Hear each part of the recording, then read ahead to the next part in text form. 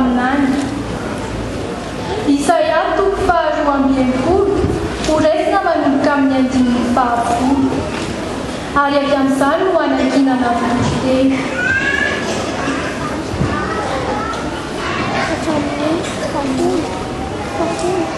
Mivoa ny vavahady, amboary ny lalana alehan'olona. Asandratoavy ny lalambe, esory ny vato eny aminy. Manangana faneva ho tazan'ny firenena. Indry Jehovah efa nanambara hatrany amin'ny faran'izao tontolo izao nanao hoe: lazao amin'ny Siona zanakavavy, indro avy ny famonjenanao, indro ny valim-pitia tolony dia ao aminy, ary ny valinasa omeny dia eo anoloany. Ary ireny ho tononona hoe firenena masina dia olona navotan'i Jehovah.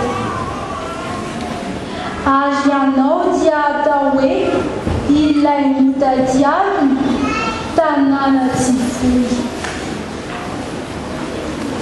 Ho tohizana ao amin'ny fanekena vaovao. Taratasy nosoratan'ny apôstôly Paoly ho an'ny fiangonana tany Kolosia. Kolosianina 3:3 ho raisina manomboka amin'ny 5:20.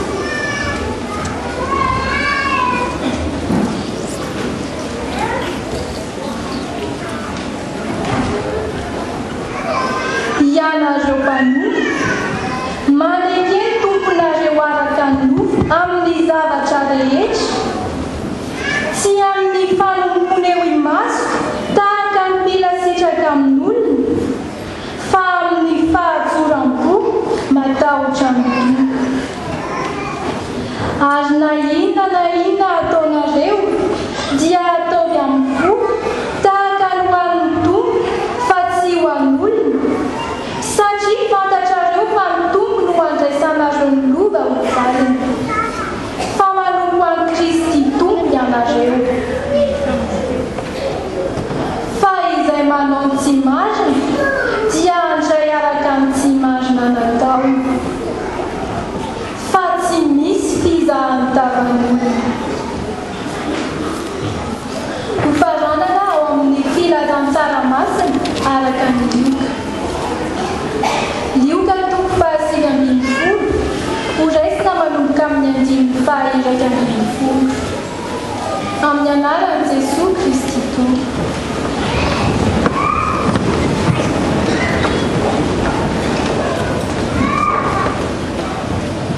Ary raha mbola niaino izany ny olona, dia nandroso ny teny ihany Jesosy ka nanao fanoharana, satria efa akaiky amin'ny Jerosalema izy, ka nataon'ny olona fa hiseho faingana ny fanjakan'Andriamanitra. Dia hoy izy: nisy andrian-dahy anankiray nandeha nakany an-tany lavitra mba handray fahefananjara, dia hiveriny. Dia niantso olona tamin'ny mpanompony izy, ary nanome azy farantsafolo ka nanao taminy hoe: mandran-doha mandram-piavo. Fa ny vahoaka ny nankala azy dia nampitondra teny nanaraka azy nanao hoe: tsy manaiky anjakan'iny lehilahy iny izahay. Ary nitafaverina izy rehefa nandray fahefananjara, dia nasainy nantsona akeo aminy izany mpanompony omeny ny vola izany mba ahitany izay azony tamin'ny fandramtony. Dia tonga ny voalohany ka nanao hoe: tompo, ny farantsanao iray efa nahazona tombony farantsafolo. Ary hoy izy taminy: tsara zany ry mpanompo tsara, satria nahatoky tamin'ny kely indrindra ianao dia manapata nanafolo. Dia tonga ny anankiray koa ka nanao hoe: tompo, ny farantsanao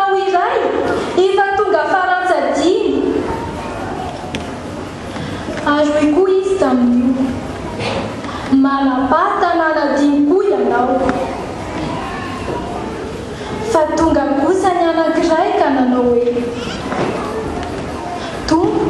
indro farantsanao izay notehirizo voafona mosara.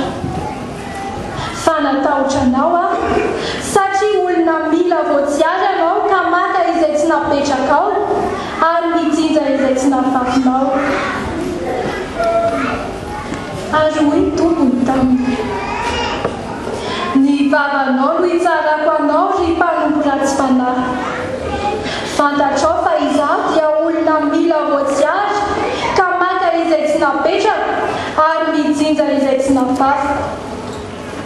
Koa nahoana tsy napetraka ao tamin'ny mpanana vola ny volako ka rehefa tonga dia onandray miambany janany.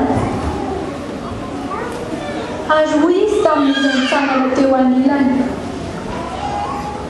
Alao farantseny aminy ka omeo ilay manana farantsafolo.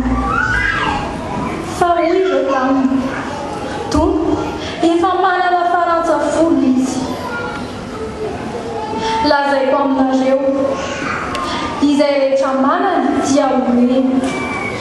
Fa ny aminy izay tsy manana na dia izay ananany aza dia alaina aminy. Fa ireo fahavaloka tsy nanaiky anjakako ireo dia iento aty ka vonoy eto anatrehako.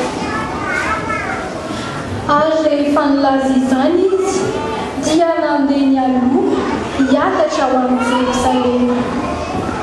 Masina ny tenin'ny Tompo.